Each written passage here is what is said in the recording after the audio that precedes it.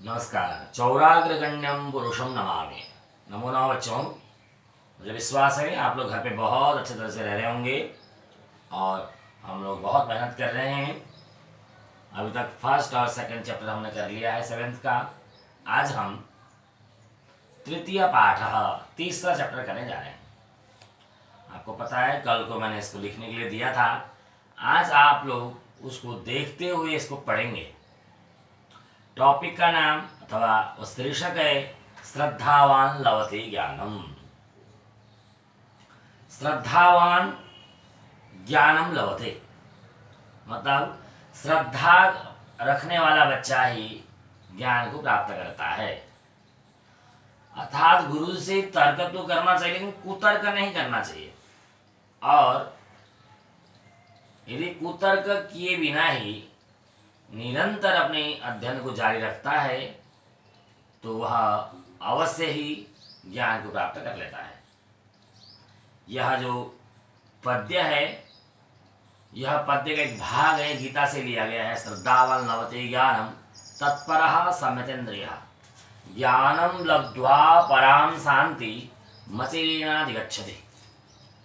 इस प्रकार गीता में एक श्लोक दिया है। उसका है कि यदि श्रद्धा से ज्ञान को ही प्राप्त करता है और वो ज्ञान के द्वारा शांति को प्राप्त कर लेता है। प्रथम पाठ में हम देखा हुआ अस्माकं सर्वेषां जीवनस्य मुख्य उद्देश्य ज्ञान प्राप्ति अस्ति। अस्माकं मतलब अस्माकं हम सबका जीवन का जो एम है केवल ज्ञान प्राप्त है। कोई सांसारिक ज्ञान को प्राप्त करता है, कोई भौतिक ज्ञान को प्राप्त करता है, कोई पारमार्थिक ज्ञान को प्राप्त करता है, पारलौकिक ज्ञान को प्राप्त करता है, विद्या को प्राप्त करता है, अविद्या को प्राप्त करता है, परा को प्राप्त करता है, अपरा को प्राप्त करता है। ये सारे ज्ञान की कोटि हैं, श्रेणियां हैं। तो हम लोगों का मेन उद्देश्य है घर में रह करके ज्ञान को प्राप्ति करना। इस समय मनुष्य आजीवनम ज्ञानम आर्जयति। मनुष्य अर्थात मानव जीवन पर्यंत जब तक जीवन चलता है तब तक किसी न किसी प्रकार से ज्ञान को आर्जन करता है, चाहे वो छोटा बच्चा हो चाहे बड़ा बच्चा हो। आज छोटा बच्चा भी देखता है ये क्या पूछता है ना, दादाजी से पूछता है, दादी से पूछता है, फिर माता से पूछता है, पापा जी से पूछता है। हर वस्तु में प्रश्न करता है कि यह वस्तु क्या है। वो ज्ञान करना चाहता है, पिपासु होता है, ज्ञान पिपासु। तस्य अर्जित ज्ञान से आधारेण स्वजीवनम जीवति। वह जो बाल्यकाल से अर्जित किया हुआ ज्ञान की वादी वो 30 साल के बाद अपने ज्ञान पूर्व उस जीवन को जीता है। कहा गया कि बच्चे को जो ब्रह्मचारी आश्रम में जो सीखता है, ब्रह्मचारी आश्रम का जो समय 25 साल तक है, ऐसे जीवन पर्यंत पढ़ना चाहिए। लेकिन मुख्य रूप से विद्यालय में जाकर के जो पढ़ने का समय बताया 25 साल, वहां तक बच्चा जिस मेहनत से सीखता है ना वही सीखा हुआ ज्ञान के द्वारा गृहस्थ आश्रम को सेचन करता है। गृहस्थ आश्रम में जाकर के फिर वो अपने ज्ञान को अपने परिवारों के साथ बांटता है और उनको भी ज्ञानवान बनाता है।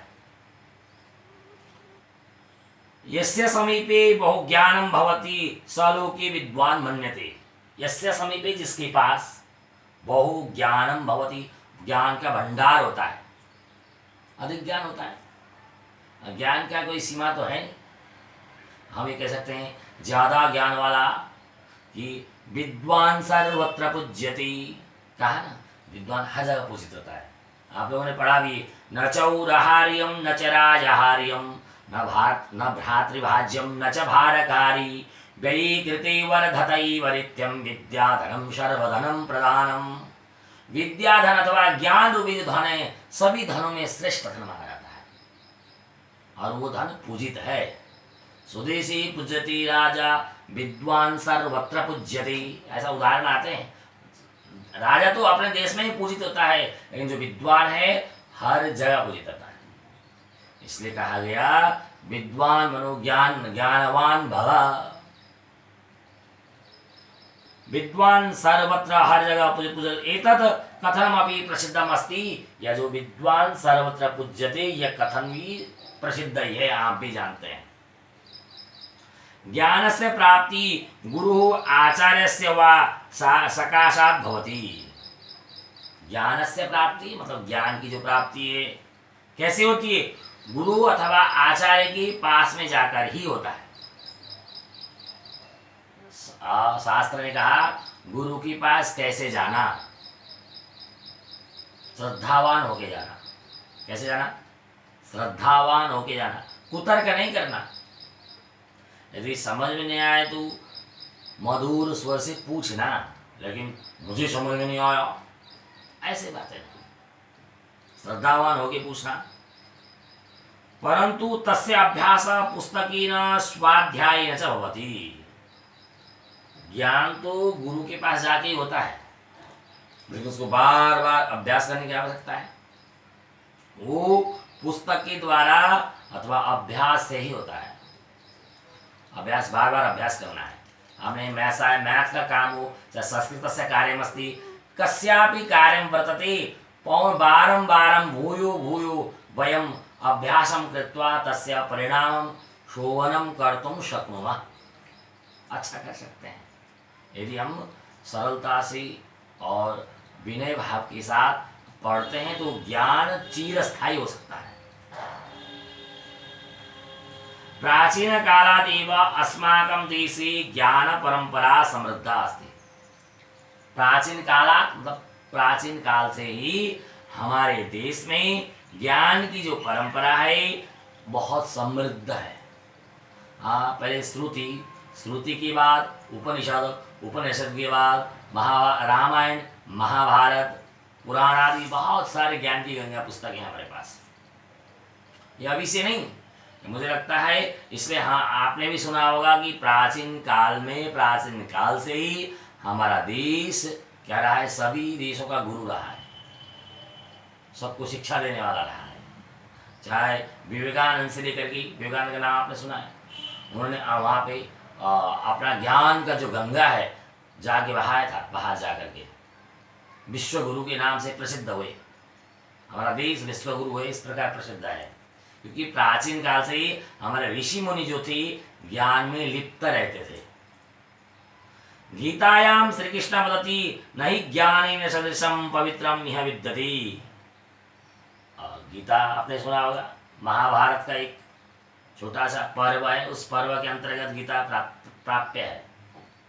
वहां पे कहा ज्ञानेन सदृशम, ज्ञान के समान, यह पवित्रम न, इसके समान कोई पवित्र नहीं है। कहा नहीं ज्ञानेन सदृशम पवित्रम यह विद्यते। इस संसार में ज्ञान की सिवाय कोई पवित्र चीज नहीं है। बहुत सारे लोग क्या करते हैं, सुवर्णादि को पृथिव्याम त्रिनेत्राणि जलमन्नम सुभाषितम, जल अन्न सुभाषित को ही सबसे ज्यादा मानते हैं, लेकिन भारतीय परंपरा में ज्ञान के सिवाय कोई पवित्र वस्तु है ही नहीं। अतः अस्मिन् लोके ज्ञानिनेव धनम वैभवम प्रतिष्ठा च प्राप्यते। इसलिए हमारे देश में ज्ञान से ही धन एवं प्रतिष्ठा को प्राप्त करता है व्यक्ति। ज्ञान से धर्म, अर्थ, काम, मोक्ष, ये सारे चीजें ज्ञान के द्वारा ही प्राप्त होता है। जीवन का जो चार पुरुषार्थ हैं, जीवन का क्या है, चार पुरुषार्थ, वह सारे पुरुषार्थ धर्म, अर्थ, काम, मोक्ष के जो ज्ञान के द्वारा ही प्राप्त होता है। ज्ञान नहीं है तो धर्म कर नहीं पाएंगे, उसके द्वारा अर्थ का अर्जन नहीं हो पाएगा, उसके माध्यम से काम नहीं हो पाएगी, उसी प्रकार की मोक्ष की प्राप्ति भी नहीं होगी। ये सारे चीजें यदि हमें चाहिए तो ज्ञान की आवश्यकता है। आनंदम प्राप्नोति, परंतु ज्ञानम सएव नरः प्राप्नोति यस्य मनसि श्रद्धा भवति। यस्य मनसि श्रद्धा भवति, परंतु ज्ञान वही प्राप्त कर सकता है जिसके अंदर श्रद्धा है। श्रद्धावान मनुष्य सरलतया ज्ञानम प्राप्य जीवने आनंदम प्राप्नोति। श्रद्धावान मनुष्य सरलता से ज्ञान प्राप्त करके अपने जीवन में सुख को प्राप्त कर सकता है।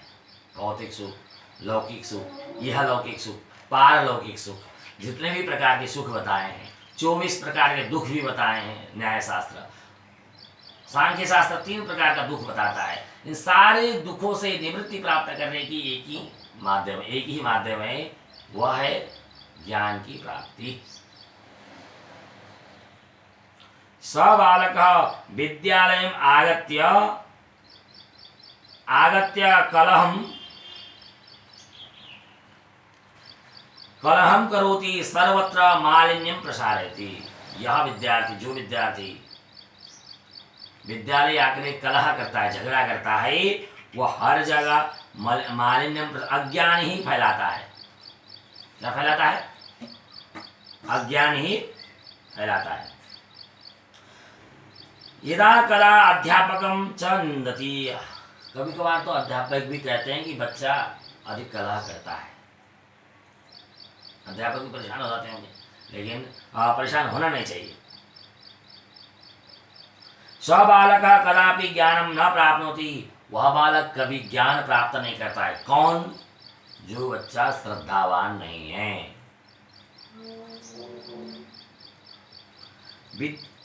बाल कदापि ज्ञानम न प्राप्नोति। अपरतः आदर्श बालकः प्रातः मातरम पितरम च नमति। उसके अलावा जो आदर्श विद्यार्थी है, वो प्रातः काल में क्या करता है?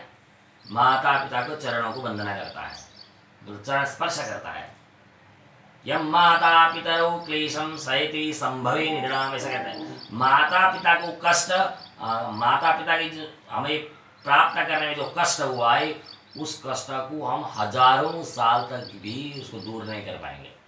हमेशा ऋणी रहते हैं माता पिता के।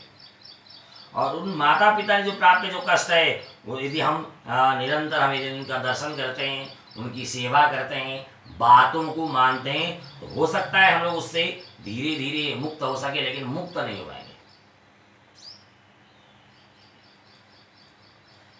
नित्यम विद्यालय गच्छति आज्ञा पालनम च करोति। जो बच्चा नित्य विद्यालय जाता है और गुरुओं की आज्ञा का पालन करता है, स सर्वदा सत्यम श्रद्धा विषय अपि गीतायम श्री कृष्ण वदति। सत्यम वदति एतादृशः बालकः श्रद्धावान भवति आनंदपूर्वकं च जीवनं यापयति। ऐसा जो विद्यार्थी है श्रद्धावान होता है। कौन? जो माता पिता का दर्शन करता है, नित्य विद्यालय जाता है, कलह नहीं करता है। ऐसा जो विद्यार्थी, वो आदर्श विद्यार्थी है, वही विद्यार्थी श्रद्धावान विद्यार्थी कहलाता है, और वही विद्यार्थी ज्ञान को प्राप्त करता है। श्रद्धा विषय अपनी गीतायां श्री कृष्ण वदति। श्रद्धा के विषय में श्री कृष्ण ने गीता में कहा, श्रद्धावान लभते ज्ञानम तत्परः समितेन्द्रियः ज्ञानम लब्ध्वा परां शांति मचिरेणाधिगच्छति। अतः भगवतः श्रीकृष्णस्य आज्ञा पालयेम। इस प्रकार भगवान श्री कृष्ण ने कहा है, इस प्रकार से जिस प्रकार मैं बता रहा हूँ, उस प्रकार से यदि हम आज्ञा का पालन करते हैं भगवान श्री कृष्ण का, तो हम एक आदर्श विद्यार्थी बन सकते हैं। वयम सर्वदा पठने मग्न भवेम। पठन में मग्न होना चाहिए। निमग्न अलग है, मग्न अलग है। हम लोग अच्छी चीज खेलने में कितना मग्न होते हैं। कोई दिन भर भी बोल दो खेलने के लिए, खेलते रहेंगे। जिस प्रकार खेलने में मग्न होते हैं, उसी प्रकार पढ़ने में भी हमें मग्न होना चाहिए। अनुशासन पालनम च कुर्याम। अनुशासन पालन भी करना चाहिए। अनेन वयम देशस्य श्रेष्ठः नागरिकः भवामः। इस प्रकार हम देश की श्रेष्ठ नागरिक बन सकते हैं। किस प्रकार? इसी प्रकार हम देश की श्रेष्ठ से श्रेष्ठ नागरिक बन सकते हैं, बड़े से बड़े नागरिक बन सकते हैं। क्योंकि केवल शरीर से बड़े होने से नहीं, ज्ञान से बड़ा होना चाहिए। इस प्रकार ये जो तृतीय पाठ है समाप्त होता है।